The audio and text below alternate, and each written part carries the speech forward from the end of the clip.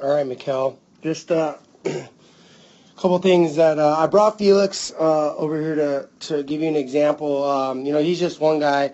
I pulled you up next to Bauer as well. He's a good guy to look at, a little bit more of your body structure. But remember, in regards to what we were talking about with your foot strike, and you were talking about how you've been working to staying closed off with that front hip. I mean, you're doing a pretty good job, I think, there. Now we can always be more explosive, and have a later hip thrust and hip rotation as we get down to foot strike. But one thing that I noticed, when you notice how Felix is going to get his heel down first over here, and and what this allows, this is just going to engage your backside a little bit more. When you get your you get on your tippy toe, okay. And this is just the guys that I see do this on a consistent basis are just those guys that are, plateau. They're 78 to 82 mile an hour guys. They don't really throw into that front heel. And I think it has a lot to do with, it's because it kind of lifts you out of your legs. All right. The other thing I want you to know, by the time you get your foot all the way down, which is here, this is the big one. If you look at Felix on the right, okay? If you look at Felix on the right, he's going to be at a much better angle than you are. Okay, so if we mark this, and we use the radius and the ulna and the proximal distance between that and your shoulder, and I want you to look at where you're at. If we follow that radial bone down the elbow, and then connect things here, you're going to see, and we follow that T-spine, you're somewhere between 95 and probably 105 degrees, which is just going to create a lot of drag, which I see right here. I mean, if you look at Felix, look how much more layback and external rotation he's getting, and you're just where you're not. You're getting a lot of push. And that was the last thing that I was going to mention was, I'm not seeing very much external rotation, and I know that you've been working on that, but you've got to force your arm into that position, and there's different ways to do it, but that needs to get better. The more external, the more layback you're going to get into the launch position, the way more whip you're going to have on your throw. So a lot of that also has to do with the fact that you really block yourself out with your glove right here. I know Bodie down at Driveline likes to call it glove blockage, and I agree with the concept really makes a lot of sense to me. When that glove really starts to stop right there, and it's a little low too.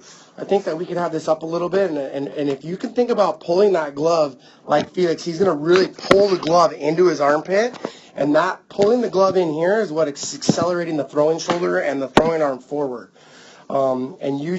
What I see with you is a lot of push. You're really pushing your upper body. You got that glove that's kind of blocking the amount of rotation that you're getting with your glove side shoulder. It's not really pulling in, and you're just kind of pushing your throwing arm forward, and that's why you're 78, 79 miles an hour. You're not getting nearly enough rotation with your upper body. Obviously we want to get the hips to rotate as well, but your upper body's got to get into the right angles and have the right launch with those angles in order to create any sort of arm speed. So that glove's working against you. And then lastly, you really keep the back knee, really shouldn't move past this line. Okay, and you keep collapsing with it. It gets a little close to your front leg. And that's not a big deal. And then you kind of collapse again right here, which, you've already let go of the ball, and I don't think is a really big deal. I'm also looking at your deceleration patterns with your glove elbow.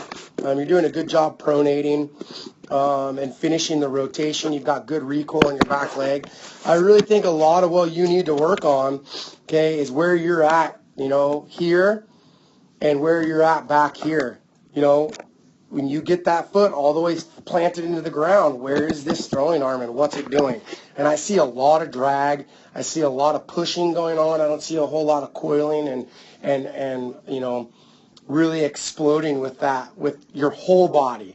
I know everybody says hips, but really you're pretty closed off here with your upper body, and you know you've started to throw your hips, so you've created some separation. But again, this up here is just slow to me. It doesn't. You're not really letting it, accelerate because of the angles that you have in that elbow back here, and with that glove just kind of just blocking your shoulders and not allowing them to really rotate the right way. I've got some other video that I can give you as an example.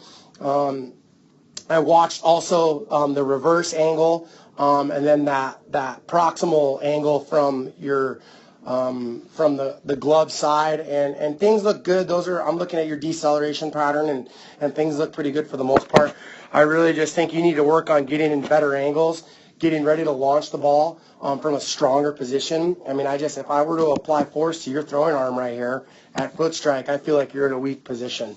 We want to see a little bit more leverage in that back elbow. So, show this to any coaches that you're working with, and get their perspective on it. And then I'll check in with you a couple weeks, and let me know if I can do anything to help. All right, we'll talk to you later.